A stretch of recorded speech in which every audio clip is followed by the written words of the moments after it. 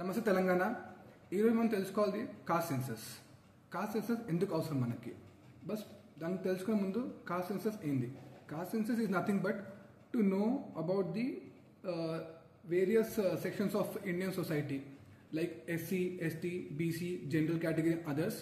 వాళ్ళ పాపులేషన్ ఎంత ఉంది, వాళ్ళు ఎంత కాంట్రిబ్యూట్ చేస్తారు మన పాపులేషన్లో, అండ్ వాళ్ళ పాపులేషన్ బట్టి మనము దాన్ని పాలసీస్ కానీ దాన్ని ఇంప్లిమెంట్ చేస్తాము. ఇది basic duty of Indian government every 10 yearsకి చేయాలి. కానీ కరెంట్ గవర్నమెంట్ దీన్ని మొత్తంగా అపోజ్ చేస్తుంది, అంటే బీజేపీ గవర్నమెంట్. రీసెంట్గా మనం చూసిన లోక్సభ ఎలక్షన్లో కూడా ఇండియా అలయన్స్ వాళ్ళకి మెయిన్ టాపిక్ పట్టుకొని మన కాస్ట్ సెన్సస్ పైన they have gone to the elections and అది చాలా మేజర్ ఇంపాక్ట్ అయింది. ఆ కాస్ట్ సెన్సస్ ఎందుకు అవసరం చూస్తున్నాం డైలీ లైఫ్లో కూడా. మనం చిన్నప్పటి నుంచి కానీ ఇప్పుడు చూస్తాము, మన స్కూల్ ఫామ్ ఫిల్ చేసినప్పటి నుంచి లాస్ట్ ఆధార్ కార్డ్ వరకు కూడా మనం అన్ని రాస్తాం. మన కాస్ట్, రిలీజన్, మన విలేజ్ పేరు ఏంటి, మనం ఏ స్టేట్, ఏ సిటీ, మన ఫాదర్ పేరు, మదర్ పేరు, అన్ని మనం సర్టిఫికేట్ ఇస్తాము.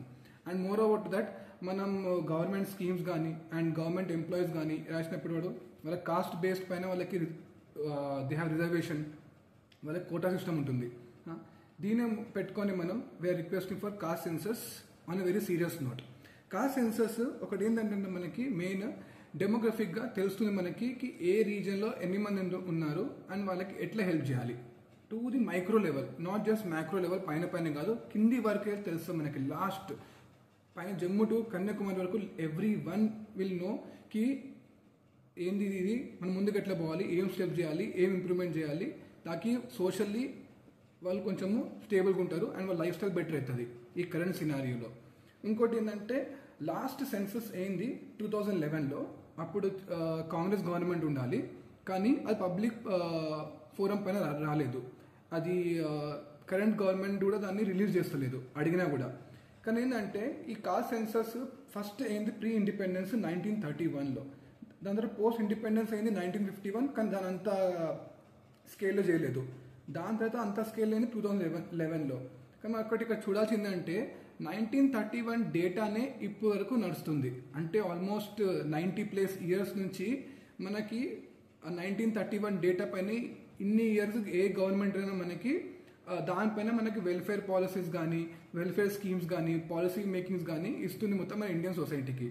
రీసెంట్గా చూస్తే మన 2024లో 2023లో వితౌట్ ఎనీ సెన్సస్ చేయకునే, పాపులేషన్ సెన్సస్ చేయకునే వీ హ్యావ్ డిక్లేర్డ్ దట్ మన పాపులేషన్ 142 crores ఉందని. But how? మనం ఇంకా 2011 డేటా పైననే మనం అన్ని స్కీమ్స్ కానీ, పాలసీ మేకింగ్ కానీ పట్టే మన పాపులేషన్ బట్టి మనము మన ఎంపీస్, ఎమ్మెల్యేస్ కానీ సెలెక్షన్ ఉంది అవుతుంది, మన ఓటింగ్ కానీ ఏదైనా కానీ దాన్ని ఆపేసి దాన్ని ఏం చేయకుండానే మనం ఇంత ముందుకు పోయి అంత బ్లంట్గా డిసిషన్ తీసుకుంటున్నాము, which is a very wrong thing. అంటే మనకి 2024 13 years అయింది. అంటే 2011లో మన పాపులేషన్ 121 crore, ఇప్పుడు 142 crores అంటున్నారు. అంటే లాస్ట్ 13 yearsలో 21 crores పాపులేషన్ పెరిగింది. ఎట్లా? దాని డేటా ఎట్లా తెలిసింది, ఎట్లా తీసిండ్రు, ఎవరు తీసిండ్రు, అది ఎప్పుడు పబ్లిక్ ఫోరంలో ఉందా, మనకు తెలుసా? అంటే ఇప్పుడు 21 crores ఎవరు ఏంది, దానిలో ఏ స్టేట్ పాపులేషన్ ఎక్కువైంది, దానిలో ఏ సెక్షన్ వాళ్ళ పాపులేషన్ ఎక్కువైంది, ఎక్కువైందా, ఏ రిలీజియన్ ఎక్కువైంది, ఏ లాంగ్వేజ్ బేస్డ్ పీపుల్ ఎక్కువైనారు, దాని ఎట్లా ఆ 21 crores పాపులేషన్ది కౌంట్ ఎట్లా? ఆ తెలియకుండానే గవర్నమెంట్ 142 crores అని అంత బ్లండ్గా తీసేసుకొని ముందుకు వెళ్ళిపోయి అన్ని స్కీమ్స్ ఇస్తుందంటే it's a very shocking thing. It's a danger thing, ఎందుకంటే it is all politically game.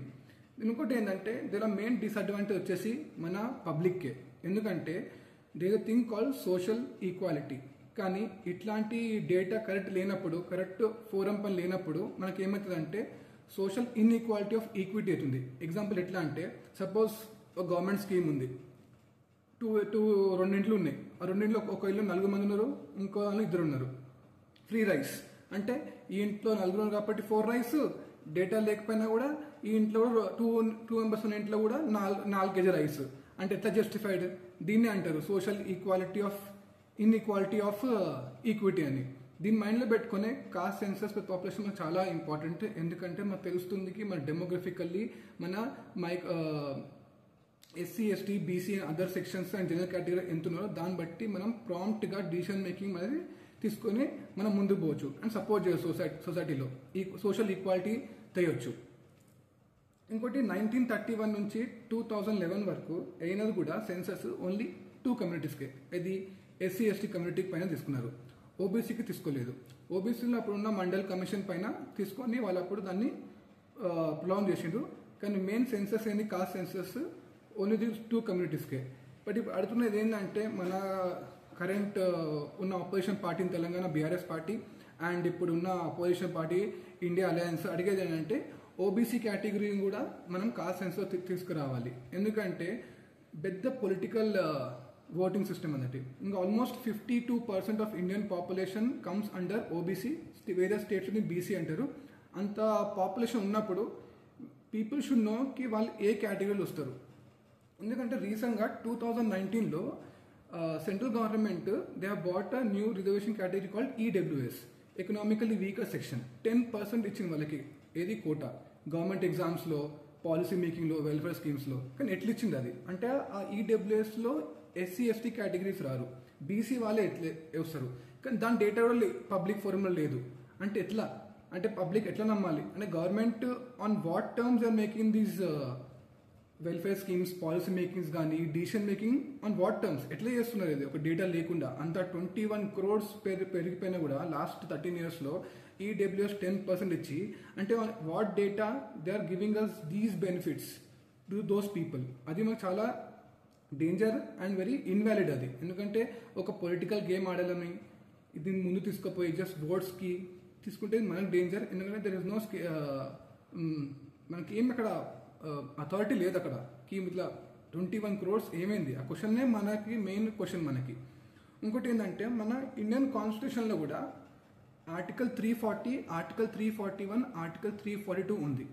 ఇదేంటంటే బేసిక్ మన కాన్స్టిట్యూషన్ మ్యాండేటరీ చేస్తుంది అనమాట కి ఒక కమిషన్ ఫామ్ చేయాలి, దానికి ఒక డైరెక్టర్ ఉండాలి. ఎందుకంటే to investigate socially and educationally backward people, SC ఎస్టీలో కి ఎవ్రీ ఇయర్ ఎన్ని మంది దీనిలో వేరే వాళ్ళది కేటగిరీ వస్తున్నారు, వాళ్ళని మళ్ళీ దానిలో చేరవాలి, మళ్ళీ వాళ్ళకి మళ్ళీ బెనిఫిట్స్ ఇవ్వాలి, ప్రాపర్గా దాన్ని స్క్రూటినైజ్ చేసి మైక్రో లెవెల్ వరకు ఏంటి ఎట్లా వాళ్ళకి ఏం కేటగిరీ అని మళ్ళీ మనం చూసుకొని ఎవ్రీ ఇయర్ ఈ కమిటీస్ సెంట్రల్ గవర్నమెంట్కి రిపోర్ట్ ఇవ్వాలి. దీన్ని బట్టి సెంట్రల్ గవర్నమెంట్ ఎవ్రీ ఇయర్ మళ్ళీ వాళ్ళు స్కీమ్స్ ప్లాన్ చేస్తారు మన బడ్జెట్లో. కానీ ఎవ్రీ ఇయర్ మన బడ్జెట్ వచ్చినప్పుడు they take this data are they add this data and మనకి ముందు డేటా తీసుకొని ఈ స్కీమ్స్ అన్ని మనకి వాళ్ళకి ఇస్తారనమాట. ఈ మార్జినలైజ్ పీపుల్కి అంటే marginalize sense SC ST BC category general అదర్స్కి వాళ్ళ దాన్ని బట్టి ఇస్తారు వాళ్ళది. ఇంకోటి ఏంటంటే మనకి ఈ మెయిన్ చేసేది ఈ census ministry of home affairs. ఈ ministry of home affairs especial last 3 yearsలో పోస్ట్ కోవిడ్ 2021లో కావాల్సిన సెన్సస్ ఇంకా కాలేదు. అంటే ఆల్మోస్ట్ 3.5 years డిలే అయిపోయింది. అంటే 3.5 years డిలేలో కూడా మళ్ళీ మన రీసెంట్గా ఎలక్షన్ ఇచ్చింది. But government has given that will give free rice and few freebies. But on what basis? ఇది ఒక సెన్సస్ లేనప్పుడు, ఒక కరెక్ట్ డేటా లేన పబ్లిక్ ఫోరంలో కి మన సొసైటీలో ఎన్ని మంది ఉన్నారు, వాళ్ళ కేటగిరీ ఏంది ఏం తెలియకుండా ఎట్లా ఇస్తారు. అండ్ ఇంకోటి మనం గుర్తుపెట్టుకోవాలి, there is nothing wrong in having a caste census because our Indian society runs on caste census, caste, religion and మనకి పొలిటికల్ కూడా. దీని తప్పేం లేదు. It's every right of fellow Indian to know what their being is and వాళ్ళ population ఎంత ఉంది మన కంట్రీలో తెలుసుకుంటే ఏంటంటే తెలుస్తుంది మనం ఏది తీసుకోవాలి ఏది తప్పో మనకు ఐడియా ఉంటుంది. దాన్ని బట్టి మనం గోయింగ్ ఫార్వర్డ్ దాన్ని బట్టి మనం ఓటింగ్ వేయవచ్చు, ఇంకా మన హక్కు అడగవచ్చు కి మేము ఇంత ఉన్నాం, మాకు ఇంత కావాలి, మాది ఇది మా ఇంత. ఎందుకంటే తక్కువ నోడికి చాలా ఇచ్చేసి మన ఎక్కువ నోడికి తక్కువ ఇస్తే that is very wrong. That is socially చాలా తప్పది. అది మనం చూసుకొని మనం ముందుకు పోవాలి. అండ్ రిక్వెస్ట్ ఏంటంటే opposition parties ki and to Indian government, please you have to take a step and you have to do caste census. It is very mandatory and it is very necessary in this current scenario for India's generation.